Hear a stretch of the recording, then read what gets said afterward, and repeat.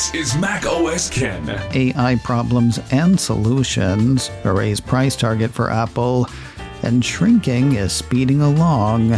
It is Friday the 15th of May 2026. I'm Ken Ray, and this is news from macOS Ken, brought to you by yours truly and sponsored by NordLayer, a toggle-ready network security platform built for today's business. Get savings on top of savings with offer code macOSken-10-NordLayer at nordlayer.com/macOSken. This show is also sponsored by Clean My Mac, keeping Macs running smoothly since 2008. Ever been at crunch time on a project when your Mac gets crunchy? You get a presentation to finish, video to edit, a podcast to post. Don't wait for something to go wrong. Keep your Mac running smoothly with Clean My Mac. It starts by, yes, cleaning your Mac, getting rid of unneeded system files, hidden clutter, broken downloads, junk that can really junk you up. But Clean My Mac does more than just clean. It is a suite of tools meant to optimize performance, scan for threats and vulnerabilities, update the apps you use, and get rid of the apps you don't. Keeping your Mac clean is a huge part of keeping it humming. Let Clean My Mac help. Get tidy today. Try 7 days free and use my code macOSken20 for 20% off at clnmy.com/macOSken. Make macOS Ken all caps both places. That way they know where you heard about it and you get the discount. Try 7 days free and use my code macOSken20 for 20% off at clnmy.com/macOSken. Again, macOS Ken is all caps both places. Use code macOSken20 for 20% off at clnmy.com/macOSken. A huge story of potential pettiness between two titans of tech. Bloomberg ran a piece Thursday that had OpenAI considering legal action against Apple over the perceived failure of their partnership. Nothing official, of course. Bloomberg's Mark Gurman is said to have spoken with people who asked not to be identified because the deliberations are private. According to the report, OpenAI believed the company's partnership, which wove ChatGPT into Apple software, would coax more users into subscribing to the chatbot. It also expected deeper integration across more Apple apps and prime placement within the Siri Assistant. Now, some of the alleged complaints sort of make sense. For example, if you want ChatGPT through Apple services, you have to actively invoke it. Also, information presented is kind of small, not as full-featured as what people find in the dedicated ChatGPT app. That said, Gurman has an unnamed OpenAI exec indicating that his company made the deal with Apple without knowing exactly what the product would be. They basically said, OpenAI needs to take a leap of faith and trust us, the executive said. Adding to the deal ended up being a failure for the startup. Well, that sounds like an interesting way to do business, doesn't it? Another part of the piece that I personally found telling, during initial discussions about a deal in 2024, Apple characterized the arrangement as being an opportunity on par with its deal with Google for search in the Safari browser, according to people familiar with the talks. That partnership brings in tens of billions of dollars in revenue for both sides annually. So ChatGPT users are more interested in using the app than using Apple's integration. Does it ever occur to the various LLM tenders that the people who want to use them are happy to do so, while the people who don't want to use them will do everything they can to not? What's the stat from the CNET survey we talked about yesterday? Only 12% of general smartphone users surveyed would be willing to upgrade for hardware optimized for AI integration. It's actually a tiny bit higher for iPhone users at 13%. Mr. Altman, I humbly submit the integration might not be the issue. Now, I've only seen one comment on this so far. Jason Snell of Macworld and Six Colors fame had a relatively quick take on Mastodon. Translation read his post, OpenAI isn't satisfied with Apple's response to its complaints, so it furnished an anonymous executive to Bloomberg to lightly rattle their saber by saying they've talked to some lawyers regarding Apple. Apple and OpenAI declined to comment for the Bloomberg report. If you're using the ChatGPT Mac app, there is a forced update on the way. 9to5Mac has OpenAI citing a security issue involving a couple of its employees. The piece says the reason is involved, and they're not kidding. According to OpenAI, on the 11th of May, TanStack, a widely used open-source library, was compromised as part of a broader software supply chain attack known as Ming-Chi.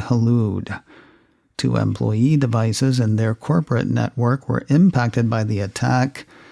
They observed activity consistent with the malware's publicly described behavior, including unauthorized access and credential-focused exfiltration activity, in a limited subset of internal source code repositories to which the 2 impacted employees had access. Doesn't sound like user data was compromised. 9to5Mac indicates that the bigger problem is what the bad guys could do with what they yoinked. The code stolen includes the ability to sign certificates for OpenAI products, which I think means they could spoof or counterfeit such products, which would be bad. The piece says fixing the issue will require a forced update of the Mac app, and the company says that additional guidance will be provided to Mac users. iOS and Windows apps were not affected, according to the report.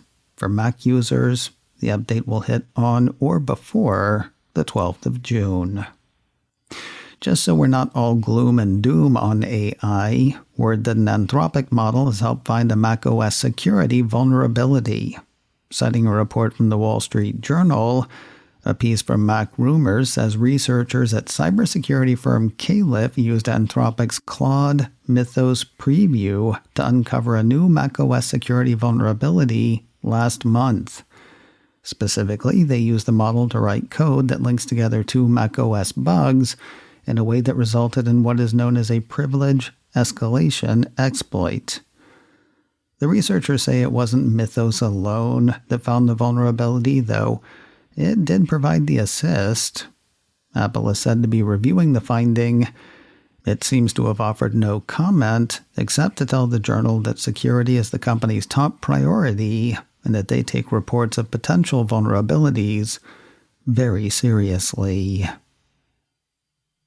AI is reshaping advanced node resource allocation, says a post on the Heil site from TF International analyst Ming-Chi.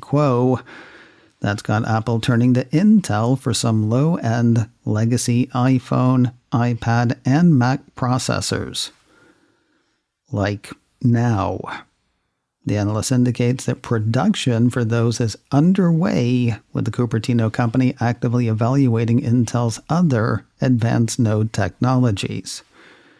The analyst is thinking that Apple is thinking that TSMC's capacity will keep running towards AI, hence the interest in Intel. He either hasn't heard or doesn't want to acknowledge reports of the Trump administration leaning on Apple and others to use Intel when and where they might not otherwise do so. As for how big a deal this is, it kind of looks like the crowing Apple did about making Mac Pro in Texas to please the first Trump administration. The president was able to point and say, hey, look what I did, with Apple pretty much doing what it wanted to do anyway. Pulling 2 bullet points from Ming-Chi Kuo's post. Intel's 2027 yield target is to first stabilize at 50% to 60% or higher. Even if Intel's initial shipments go smoothly, TSMC will still retain over 90% of supply share. It's not a lot for Intel, but it's not nothing. And if TSMC should become inaccessible for geopolitical reasons, Apple will likely be glad to have any additional sources it can get. More news in a moment, but first a word from today's sponsor, NordLayer, toggle-ready network security built for today's business. You've known Nord's name for years thanks to their consumer VPN. Built for business, NordLayer does that and a whole lot more, combining VPN, access control, and threat protection in one easy-to-use platform. No new hardware, no huge setup, just secure connection and full control in no time. Not that they're rushing you. NordLayer includes step-by-step onboarding and 24/7 support. They got special rates for teams with 100 seats or more. If your team's smaller, you can get going for as little as $8 per user per month, or you can check out the special offer they have for macOS Ken listeners. Get up to 22% off NordLayer yearly plans plus 10% on top with offer code macOSken-10-NordLayer at nordlayer.com/macOSken. Try it risk-free with their 14-day money-back guarantee. NordLayer, toggle-ready network security built for your business. Get savings on top of savings with offer code macOSken-10-NordLayer at nordlayer.com/macOSken. News of a raised price target on Apple. Apple 3.0 ran part of a note Thursday from Evercore analyst Amit Daryanani. Sure, naysayers be all like the memory crisis and Apple intelligence. According to his note, Daryanani and pals think the more durable story is Apple's unrivaled ecosystem that enables them to sustain mid to high single-digit revenue growth and low to mid-teens earnings per share and free cash flow growth. How do they do it? Ways listed in the note include services that boost corporate gross margins, continued premiumization of the iPhone portfolio, with the anticipated iPhone foldable expected to boost average selling prices, the chance to gain share as Ragnarok rages on, and giving money back to shareholders through dividends and buybacks. Of course, you can't spell raised target without AI. Quoting the note, Apple Intelligence remains an underappreciated lever as investors are assigning near zero value to Apple's ability to win AI at endpoint potential. We don't think Apple needs to become a leading frontier model company to monetize AI, but rather Apple's advantage is in distribution, a large, high-value installed base, deep OS integration, privacy positioning, and control of the iOS ecosystem. It's kind of funny getting that the same day we get the OpenAI lawyers up story, but that aside, Daryanani says a successful Apple Intelligence launch this fall could unlock multiple monetization paths without requiring Apple to match the CapEx intensity of hyperscalers. He's got an outperform rating on Apple's shares. Mr. Daryanani used Thursday's note to raise his 12-month price target on the shares from $330 to $365. While Apple's no stranger to picking up awards, it's recently received one that might confound some and anger others. Actually, it might confound and anger most. Apple Insider says the company has been handed a trophy for liquid glass. Who would do such a thing? Well, the piece says the award for Apple's multi-OS design language was one of 6 gold cubes given to the Cupertino company at the 2026 Art Directors Club of New York Awards. We've yet to hear what the club was thinking. The official ceremony doesn't happen until sometime today. Apple Insider says the Gold Cube is the second highest honor the ADC Awards bestow. Running down all 6 of this year's trophies, iOS 26 Liquid Glass was awarded in the Interactive UX UI category. The Apple TV rebranding took 2 awards, one for cinematography and another for animated logo. Apple's Someday ad nabbed an award for direction, and the 3-minute accessibility-focused short, I'm Not Remarkable, was awarded for the category Music and Use of Sound, as well as online video. And finally today, did you know that Harrison Ford has a scotch? It's not actually his. A piece from Variety says he's partnered with Glenmorangie on a limited edition Highland single malt Scotch whiskey. I'm not a huge fan of the Glenmorangie. I've tried.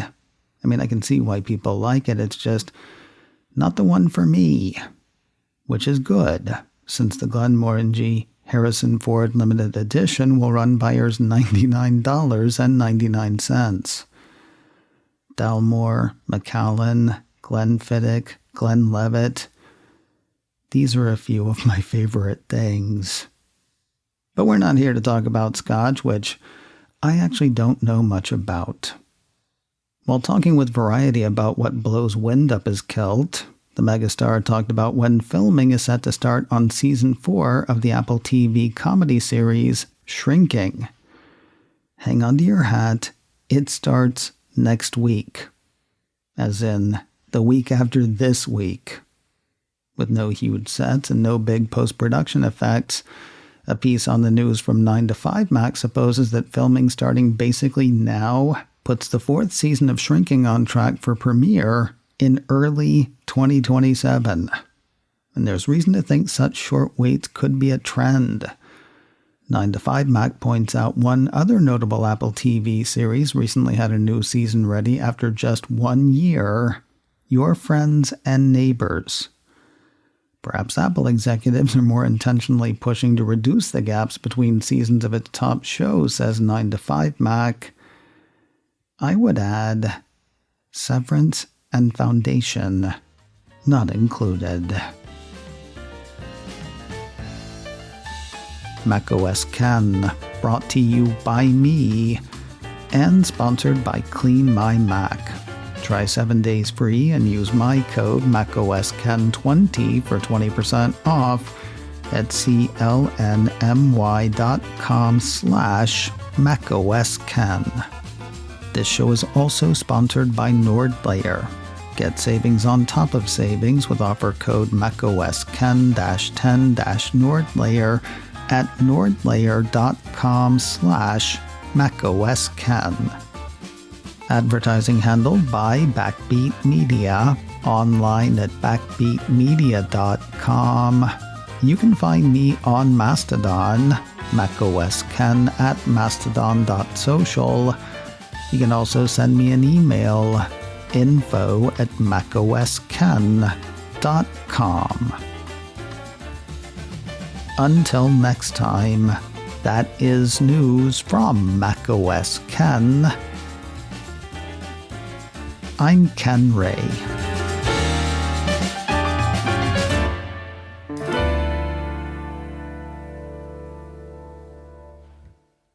Cha.